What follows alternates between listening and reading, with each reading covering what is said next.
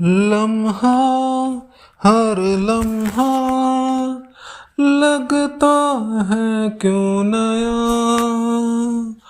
लगता है क्यों नया।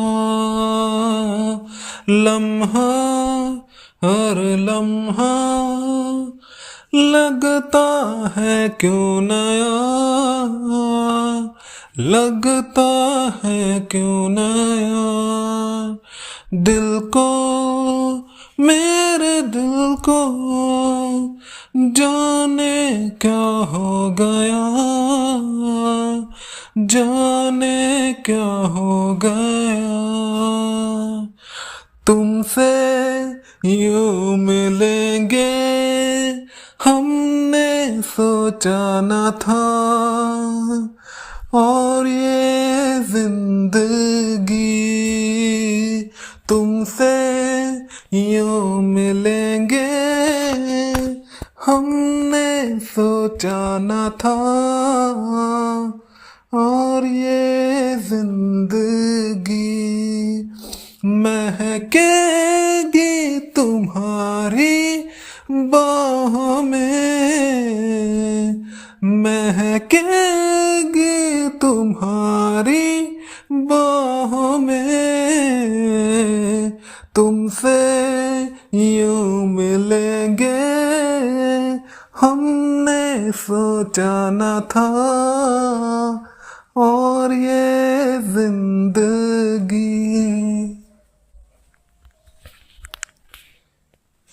एक पल के लिए ही सही घड़ियां हमको मिली मखमली प्यार की, इस एक पल तो जी ले जरा।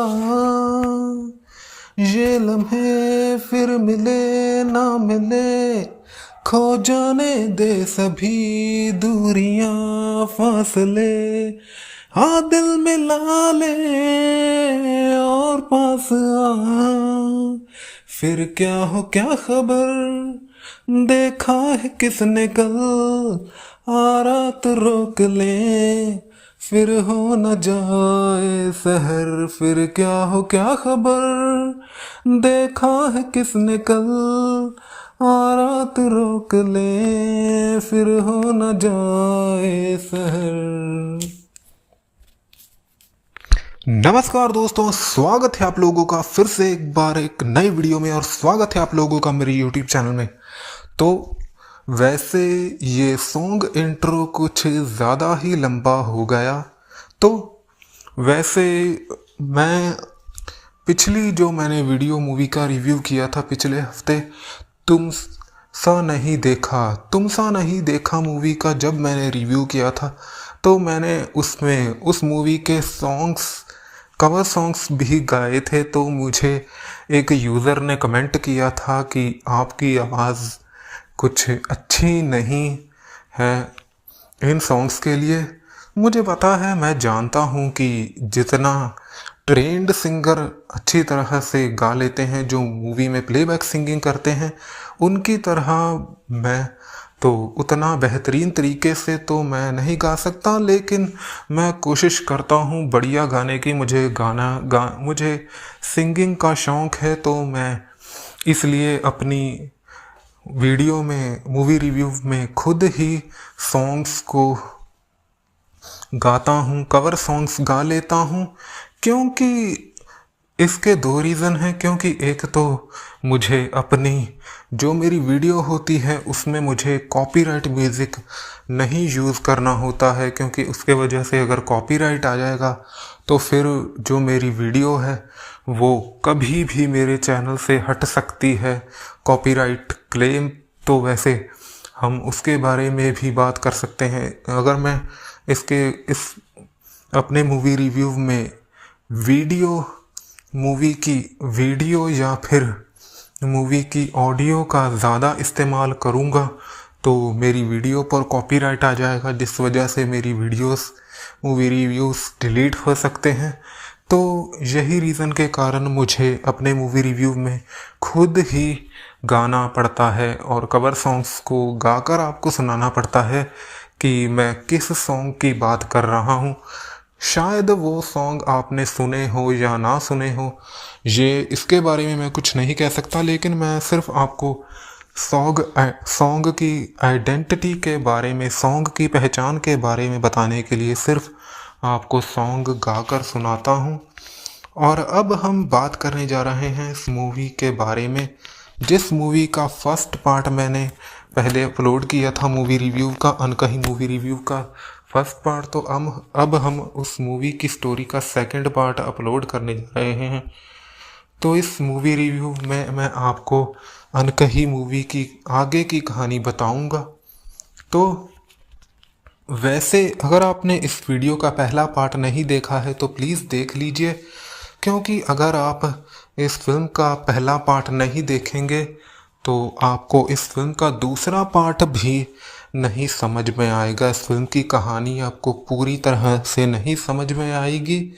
बाकी आपको जिससे काव्या बहुत हर्ट होती है और वो रूम में जाकर गन से अपने आप को शूट कर लेती है, और फिर दिखाया जाता है कि जो शेखर है वो वापस अपनी वाइफ नंदिता के पास वापस आते हैं और वो अपनी बेटी शीना से मिलना चाहते हैं। लेकिन जो नंदिता शेखर से कहती है कि अभी शीना सो रही है, अभी तुम यहाँ से चले जाओ, क्योंकि वो उसे मिलने से मना कर देती है। और उसके बाद फिर शेखर कार में बैठकर रो रहा होता है, और फिर दिखाया जाता है कि हमें मूवी जो कि वापस हमें प्रेजेंट में मूवी देखने को मिलती है। बाकी इस मूवी की स्टोरी के बारे में तो मैंने आपको बता दिया है। वैसे मैं आपको एक बात और भी बताना चाहता था कि सोशल मीडिया से मुझे ये भी पता चला है कि इस फिल्म की जो कहानी है, जो हमें इस फिल्म में कहानी दिखाई गई है, तो ये कहानी इस फिल्म के निर्देशक विक्रम भट्ट की लाइफ के ऊपर बेस्ड है। क्योंकि रियलिटी में भी जब विक्रम भट्ट की शादी हुई थी, विक्रम भट्ट जी की शादी हुई थी, तो उस टाइम पर उनका रिलेशनशिप सुष्मिता सेन के साथ चल रहा था। तो उनकी पहली शादी 1992 में हुई थी, और 1998 में उनका डाइवोर्स हो गया था। तो उस टाइम पर वो सुष्मिता सेन जी के साथ भी उनका चक्कर चल रहा था। तो उन्हीं बातों पर ये मूवी बेस्ड है, उन्हीं इंसिडेंट्स पर।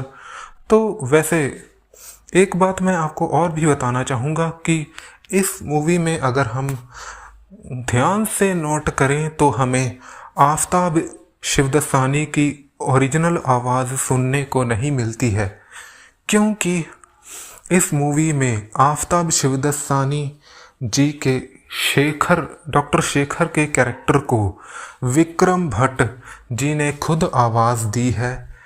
ऐसा उन्होंने इसलिए किया था क्योंकि उन्होंने ऐसा सोचा था कि इस मूवी में जो डॉक्टर शेखर का कैरेक्टर है वो विक्रम भट्ट की लाइफ से काफ़ी इंस्पायर्ड है। तो फिर उन्होंने आफताब शिवदसानी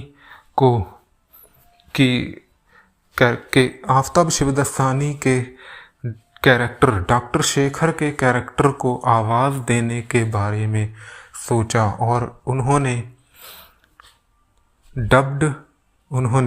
डॉक्टर शेखर के किरदार, आफताब शिवदसानी के किरदार डॉक्टर शेखर की डबिंग अपनी आवाज़ में की।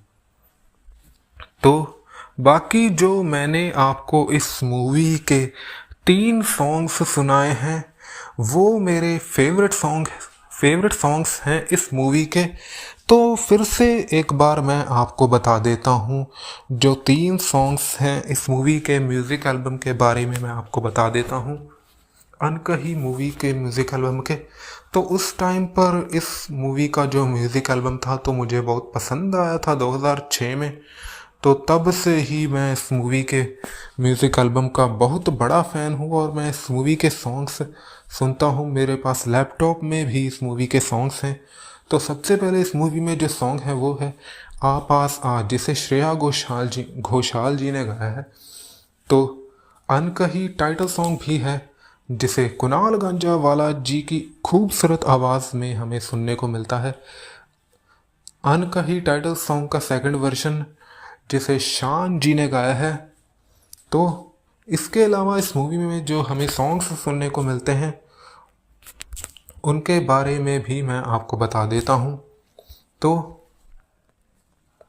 बाकी इस मूवी में हमें एक पल के लिए ही सही, ये सॉन्ग सिंगर के जी द्वारा गाया गया है। जो भी इस दुनिया में नहीं रहे, लेट सिंगर के जी द्वारा इस सॉन्ग को गाया गया है।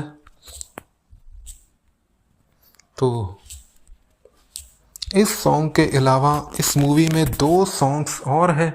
एक सॉन्ग तुमसे यूं मिलेंगे, जिसे कुणाल गंजावाला जी ने गाया है, जो मैं अभी आपको गाकर सुना रहा था। तो एक पल के लिए के लेट सिंगर के जी की आवाज़ में वो भी मैं आपको सुना चुका हूँ। और तुमसे यूं मिलेंगे जिसे कुणाल गंजावाला जी ने गाया है, वो भी मैं आपको सुना चुका हूँ। और इसके अलावा एक सॉन्ग और, लम्हा हर लम्हा, जिसे बाबुल सुप्रियो जी ने गाया है। तो इस फिल्म में चाइल्ड आर्टिस्ट का रोल निभाने वाली खुशी दुबे, जिसने शीना सक्सेना के चाइल्ड आर्टिस्ट का रोल निभाया है, तो वो इस मूवी के बाद हमें और भी कई सारी फिल्मों में नज़र आई। जैसे कि उनमें से एक मूवी नमस्ते लंदन भी थी, और आगे जाकर वो हमें कई सारे सीरियल्स में भी दिखाई दी। नागिन जैसे कई सारे सीरियल्स में भी हमें दिखाई दी। इस फिल्म से जुड़ी मैं आपको एक और बात बताना चाहता था, वो ये थी कि इस फिल्म के टाइटल के नाम से सेम टाइटल अनकही नाम से हमें 1985 में भी एक फिल्म देखने को मिली थी, जिसमें हमें अनमोल पालेकर और दीप्ति नवल, श्री राम लागू दिखाई दिए थे। देविका मुखर्जी, अनिल चटर्जी इस फिल्म की स्टार कास्ट थी। तो